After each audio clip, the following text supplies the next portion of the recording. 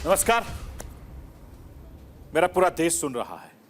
राष्ट्र की आवाज 140 करोड़ लोगों की एक ही आवाज। आपके साथ मैं हूं सरफराज। मैं सरफराज सैफी आपको बताना चाहता हूं, इस वक्त दुनिया जंग के हालात से जूझ रही है। चाहे वो रूस यूक्रेन के बीच जंग हो, इजराइल हमास के बीच जंग हो, चीन ताइवान की तनातनी हो, साउथ कोरिया और नॉर्थ कोरिया में तनाव हो। इसके अलावा देश के कई और हिस्से हैं जिनके बीच प्रत्यक्ष अप्रत्यक्ष रूप से जंग के हालात इस वक्त बने हुए हैं। ऐसे वक्त में रूस के राष्ट्रपति पुतिन ने उत्तर कोरिया के दौरे पर गए थे।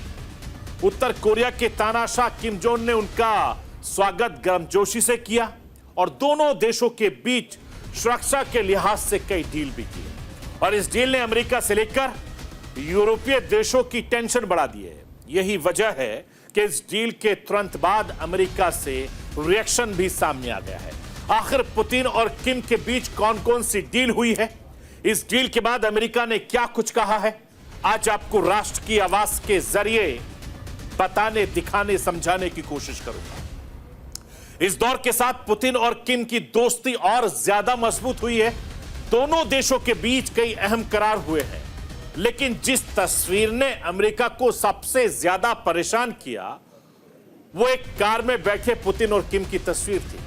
जिस कार को पुतिन चला रहे थे उस पर किम पैसेंजर सीट पर बैठे थे और इस तस्वीर से पुतिन ने संदेश देने की कोशिश की है कि अब नॉर्थ कोरिया और रूस पक्के दोस्त हैं।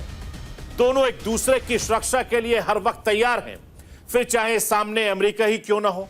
अब पुतिन और किम की दोस्ती को देखकर अमेरिका पूरी तरीके से चिढ़ा हुआ है। पुतिन ने भी उत्तर कोरिया में साफ साफ बता दिया कि दुनिया में नफरत के लिए अमेरिका जिम्मेदार है। पुतिन ने आखिर इस दौर से अमेरिका को क्या संदेश देने की कोशिश की, यह भी राष्ट्र की आवाज के जरिए आपको बताने, दिखाने, समझाने की कोशिश करूंगा। रूस के राष्ट्रपति पुतिन के नॉर्थ कोरिया के दौरे के बाद कहा जा रहा है कि अब किम जोंग को नई पाबंदी से डरने की जरूरत नहीं है, क्योंकि रूस उसके साथ है। 2000 से कुछ ज्यादा पाबंदियां झेलता उत्तर कोरिया ना तो किसी के साथ खुलकर व्यापार कर सकता है, ना ही इंटरनेशनल मदद ले पाता है। फिर वो कौन सा सपोर्ट सिस्टम है जिससे वो टिका हुआ है? आखिर हजारों पाबंदियों के बाद भी नॉर्थ कोरिया कैसे अपना गुजर बसर कर रहा है? और साथ ही पुतिन किम की मुलाकात ने क्यों चीन की चिंता बढ़ा दी है, आज राष्ट्र की आवाज के जरिए आपको यह भी समझाने की कोशिश करूंगा। मैं अपने हिंदुस्तान के कोने कोने की आवाज को दिल्ली तक पहुंचाता हूं। दिल्ली की आवाज को देश दुनिया के कोने कोने तक पहुंचाता हूं। नेताओं की आवाज को मैं आम लोगों तक पहुंचाता हूं। आम लोगों की आवाज को मैं अपने देश के हुक्मरानों तक पहुंचाता हूं। आपकी आवाज से मिलती है मेरी आवाज और बन जाती है राष्ट्र की आवाज।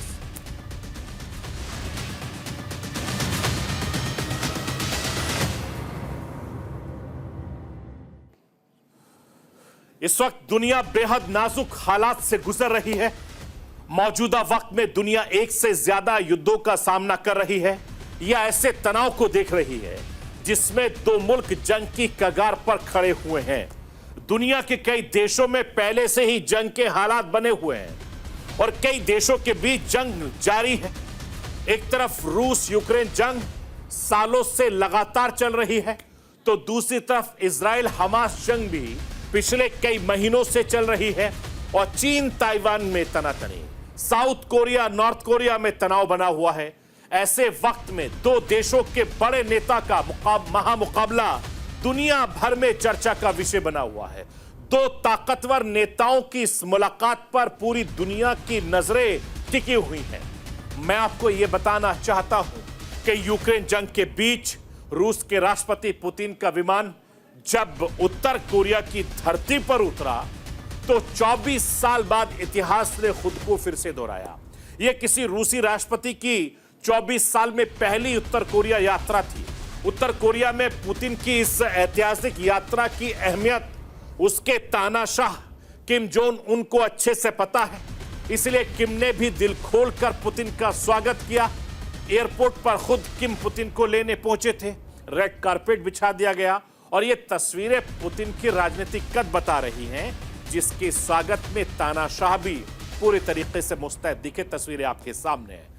किम रेड कारपेट पर खड़े होकर पुतिन का इंतजार करते नजर आए और जैसे ही पुतिन अपने विमान से नीचे उतरे तो किम आगे बढ़कर उनसे हाथ मिलाया, गर्मजोशी से गले लगाया, इस्तकबाल किया। पुतिन के स्वागत के लिए उत्तर कोरिया की राजधानी प्योंगयांग की सड़कों को रूसी झंडों और तस्वीरों से पूरी तरीके से पाट दिया था। पुतिन के शानदार प्रदर्शन के बाद, स्वागत के बाद रूसी राष्ट्रपति और किम जोंग के बीच बैठकों का दौर शुरू हुआ।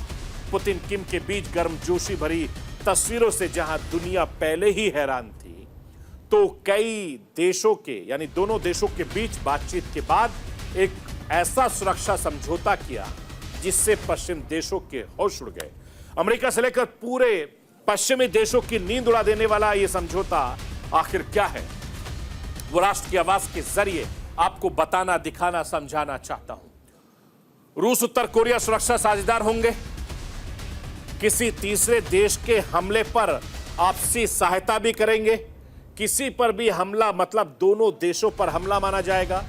तीसरे देश के हमले पर दोनों मुल्क मिलकर साथ जवाब देंगे। ये इनके समझौते हुए, ये इनकी डील हुई है। यही नहीं, पश्चिमी देशों के साथ तनातनी के बीच पुतिन और किम खुद पर लगे प्रतिबंधों का रास्ता भी निकाल लेंगे। इसके लिए दोनों देश अमेरिका प्रतिबंध को दूर करने के लिए एक दूसरे को सहयोग करेंगे। यूक्रेन के युद्ध को लेकर भी किम ने साफ साफ कह दिया कि वो रूस के साथ हैं, यानी पुतिन यूक्रेन पर जितना बम बरसाएंगे उत्तर कोरिया उसमें पूरी तरीके से मदद करेगा। और पुतिन किम के इस डील के बाद दुनिया खौफ में है। अमेरिका, जापान, दक्षिण कोरिया जैसे देशों को इस डील का सबसे ज्यादा खतरा है और यही वजह है कि इस डील के तुरंत बाद अमेरिका से रिएक्शन भी आ गया है। अमेरिका रक्षा विभाग ने कहा कि पुतिन और किम जोंग की यह मुलाकात चिंता बढ़ाने वाली है। मैं आपको सुनवाना चाहता हूं, सुनिए वहां के प्रवक्ता क्या कुछ कह रहे हैं।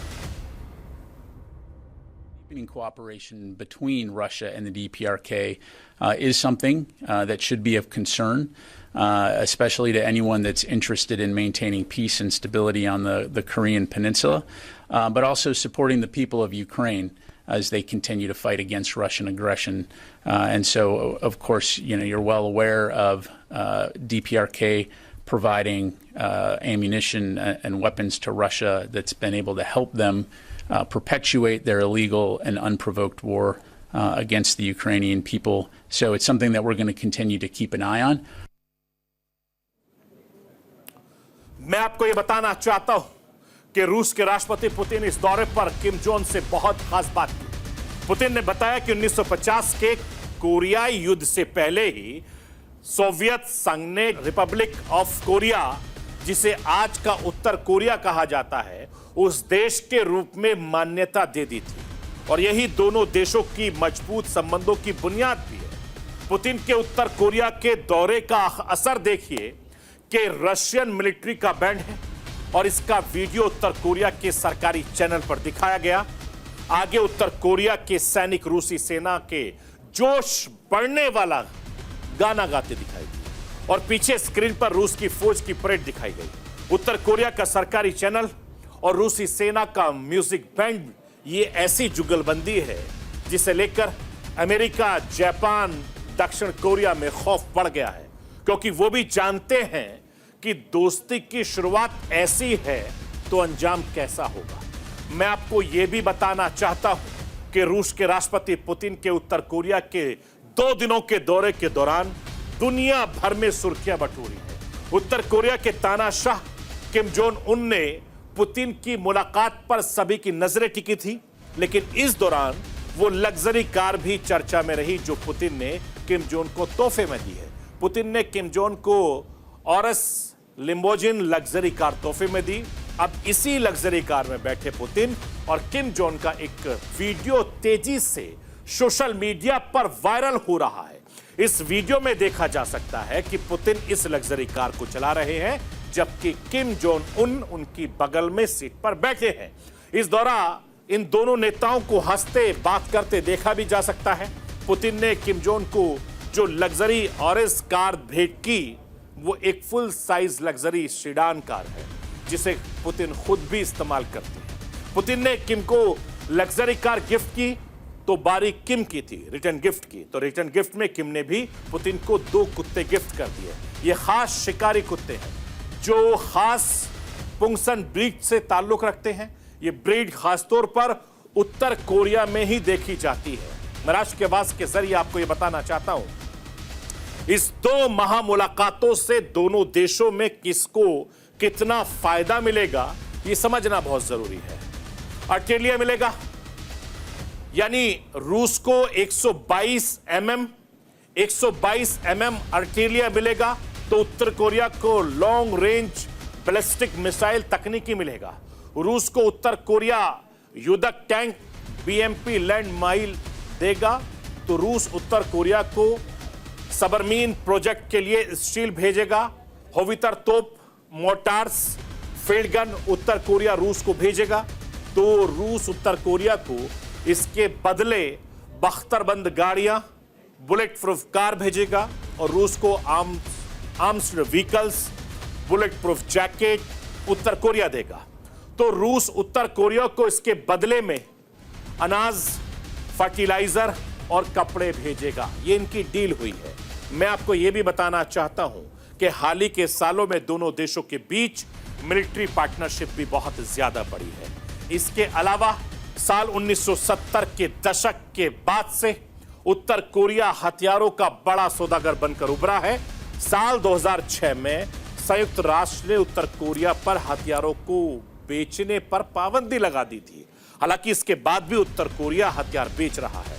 कुछ सालों से उत्तर कोरिया और रूस के बीच सैन्य दोस्ती अच्छी खासी बढ़ी रही। अमेरिका का दावा है कि सितंबर 2022 में उत्तर कोरिया ने रूस को भारी मात्रा में तोप, गोला बारूद दिया था। जनवरी 2023 में भी उत्तर कोरिया ने रूसी राष्ट्रपति पुतिन की प्राइवेट आर्मी कहे जाने वाले वैगनर ग्रुप को रॉकेट और मिसाइलें मुहैया कराई थी। इतना ही नहीं, अमेरिका ने उत्तर कोरिया और रूस की सीमा की एक सैटेलाइट तस्वीर भी साझा की जिसमें एक ट्रेन घातक हथियारों को ले जाते दिखाई दे रही है। मैं आपको यह भी बताना चाहता हूं कि उत्तर कोरिया के तानाशाह और रूसी राष्ट्रपति की इस दोस्ती को देखकर दुनिया हैरान है, दुनिया परेशान है। वैसे तो पूरे नाटो देशों में खौफ का माहौल बना है, लेकिन इस दोस्ती से किसी को सबसे ज्यादा टेंशन है तो वो अमेरिका ही है, क्योंकि रूस अमेरिका की दुश्मनी जगजाहिर है। हाल के दिनों में ये दुश्मनी और खुल के सामने आई है। यही वजह है कि किम से मुलाकात करके पुतिन ने अमेरिका को क्लियर संदेश दे दिया। वो संदेश आखिर क्या है, राष्ट्र की आवाज के जरिए आपको दिखाना चाहता हूं, बताना चाहता हूं। पहला संदेश, यूक्रेन को अमेरिका हथियार भेजना बंद करे। दूसरा संदेश, नॉर्थ कोरिया के साथ रणनीतिक साझेदारी बढ़ेगी। तीसरा संदेश, अमेरिका की पुतिन को अकेला करने की रणनीति नाकाम। चौथा संदेश, अमेरिका विरोधी देशों को रूस के साथ जोड़ेंगे। पांचवा संदेश, अमेरिका का दुश्मन रूस का अच्छा दोस्त है। और यही वजह है कि अमेरिका पूरी तरीके से इस मुलाकात से जुड़ा हुआ है, क्योंकि जिस तरीके से पुतिन किम में हाल ही के सालों में नजदीकियां बढ़ी है, उत्तर कोरिया कई परमाणु हमले की धमकी दे चुका है। दोनों देशों के पास इस वक्त 4500 से ज्यादा परमाणु हथियार है। ऐसे में इन दोनों देशों के बीच नजदीकी पश्चिमी देशों के लिए खतरे की घंटी मानी जा रही है। मैं आपको यह भी बताना चाहता हूं कि दो जिद्दी लेकिन उतने ही ताकतवर नेता, रूस के राष्ट्रपति पुतिन और उत्तर कोरियाई लीडर किम जोंग की उनकी दोस्ती लगातार गाढ़ी होती जा रही है। और कुछ वक्त पहले किम जोंग ने रूस का दौरा किया, अब पुतिन उनके देश गए हुए हैं। दोनों देशों में कई बातें कॉमन हैं, जैसे दोनों ही अमेरिका से बैठाने रहते हैं। साथ ही आक्रामक नीतियों के चलते दोनों कई तरह की ग्लोबल पाबंदियां झेल रहे हैं। रूस तो फिर भी अमीर देश है, लेकिन सवाल यह है कि नॉर्थ कोरिया का काम कैसे चलेगा, कैसे चल रहा है, यह मैं बताऊंगा। लेकिन उससे पहले आपको यह बताना चाहता हूं कि उत्तर कोरिया पर किस किस ने बैन लगा रखा है, ये जानना बहुत जरूरी। इसमें United nation security council, America और यूरोपीय यूनियन की तरफ से लगाए गए संरक्षण शामिल है। इसमें लोगों के अलावा संस्थाओं के एसेट फ्रीज करना, ट्रैवल बैन पाबंदी के तहत आने वालों के लिए किसी भी फंड पर रोक लगाना शामिल है। उत्तर कोरिया ने 2006 से अब तक कई परमाणु परीक्षण किए। इसके साथ ही कोरियाई लीडर कई बार आक्रामक बातें भी करते दिखाई दिए और यही देखते हुए यूएनएससी ने उस पर कई पाबंदियां लगा रखी हैं। इस देश से मानवाधिकारों को तोड़ने की खबरें भी आती रही हैं। जो खुद वहां से भागकर अमेरिका या दक्षिण कोरिया पहुंचे हुए लोग कहते हैं कि इंटरनेशनल कम्युनिटी ने इस वजह से भी काफी सारे बैन लगाए हैं। पाबंदियों की वजह से उत्तर कोरिया ज्यादातर देशों के साथ खुलकर व्यापार नहीं कर पाता है। इसके साथ जब जब उसके मिसाइल परीक्षण की बात आती है तो पैसे से लिए उसके लिए स्रोत बाकी देशों से काफी ज्यादा अलग होते हैं। जरा सोचिए कि बैन के बावजूद भी कैसे टिका है उत्तर कोरिया, यह समझना बहुत जरूरी है। यूएन की रिपोर्ट बताती है कि अपने लिए पैसे जुटाने के लिए वो क्रिप्टो करेंसी एक्सचेंज पर साइबर अटैक कर पैसे की उगाही करता है। आय का बड़ा स्रोत कथित तौर पर तस्करी है। यूएन की एक रिपोर्ट में यह भी दावा किया गया कि साल भर से यह देश $370 मिलियन कोयले के अवैध व्यापार से कमाता है। साल 2017 में चीन ने यूनाइटेड नेशन के साथ देने के नाम पर साल भर के लिए उससे कोयले का करार रोक दिया था, लेकिन तब भी कोल इंडस्ट्री फलती फूलती रही। बैन के बावजूद वहां से लेबर एक्सपोर्ट हो रहा है। इस देश के हजारों वर्कर रूस और चीन में काम करते हैं।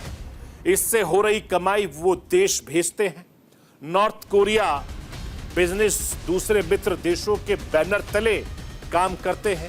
यहां तक कि नॉर्थ कोरिया दूसरे देशों की शिप के बैनर पर अपने उत्पाद सप्लाई करता है। उत्तर कोरिया को इसके पाइप मशरूम के लिए जाना जाता है। उत्तर कोरिया कुछ देशों के साथ इसका वैध तो कुछ के साथ चुपके चुपके मशरूम बिजनेस चलाता है और यह देश खुद दावा करता है कि उसके दो पास मशरूम की जितनी किस्में हैं उतनी दुनिया में किसी के देश के पास नहीं है। मशरूम के साथ इस देश का लगाव भी इससे समझ सकते हैं कि यहां मशरूम से सपोर्ट ड्रिंक तक तैयार होती है जिसकी शिप टू शिप तस्करी होती है। यह कमाई का एक बहुत बड़ा जरिया है। मैं आपको यह भी बताना चाहता हूं, ऐसा कोई डेटा नहीं मिलता जो पक्का यह बता सके कौन ज्यादा सहायता कर रहा है। वैसे चीन इस देश का ज्यादा बड़ा ट्रेडिंग पार्टनर है। ब्रिजिंग से अक्सर उत्तर कोरिया को मानवीय मदद मिलती रहती है, जैसे सूखे या किसी कुदरती आपदा के बाद। चीन इसे पॉलिटिकल शील्ड भी देने की कोशिश करता है। हालांकि पुतिन और किम की मुलाकात चीन की भी टेंशन बढ़ाने वाली है।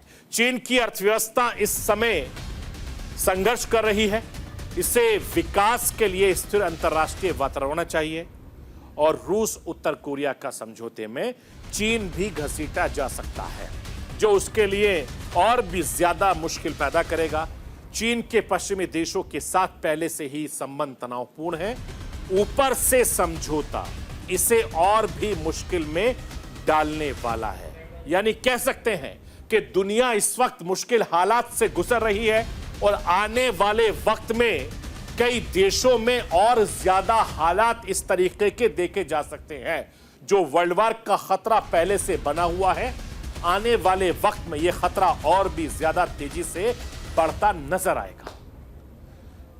तो यह थी राष्ट्र की आवाज। बाकी खबरों के लिए आप बने रहिए न्यूज़ इंडिया के साथ। कल रात 9 बजे फिर होकर मुलाकात।